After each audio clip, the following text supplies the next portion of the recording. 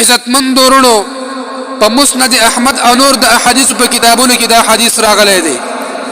رسول الله صلی الله علیه وسلم فرمایي زما امت ته په رمضان مبارک کې 15 داسې خاص شیزونه ورکړل شوي دي چې هغه مخکینی امت ته هم نو ورکړل شوي. اول دا چې د روزدار د خولې بوی، کم بوی چې د لوږې د وجې نه پیدا کیږي، الله جل شانه ته دا د مشکو د خوشبوی نه هم ډیر خوښ دی.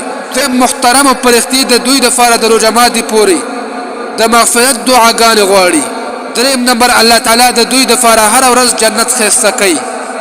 بیا الله رب العزت جنت ته فرمایي قریب ده چې زما بندگان به د خپل ځان مشقتونه او تکلیفونه لري کی او تا ته براشي. سلورم دا محترم په دې کې سرکشه شیطانان تړل کیږي. انسان هغه ګناهونو طرف ته بیا نشي رسیدلی کوم ګناهونو ته چې په نور میاشتو کې رسیږي. پنځم نمبر محترمو په اخري شپه باندې د روزدار بخنه کولای کیږي. صحابه کرام عرض کو آیا دا د ليله القدر شپه ده چې په دې کې به د دوی بخنه کولای کیږي؟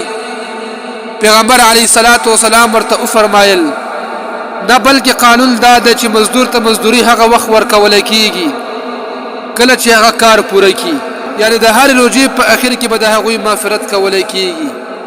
زما عزتمن لورونو بیا دې من او تاسو د رمضان مبارک ډیر زیات خیال وساتو، د هغه د آداب او خیال وساتو، د رمضان مبارک روزي دې بیا په اهتمام سره ورسو. وما علينا الا البلاغ.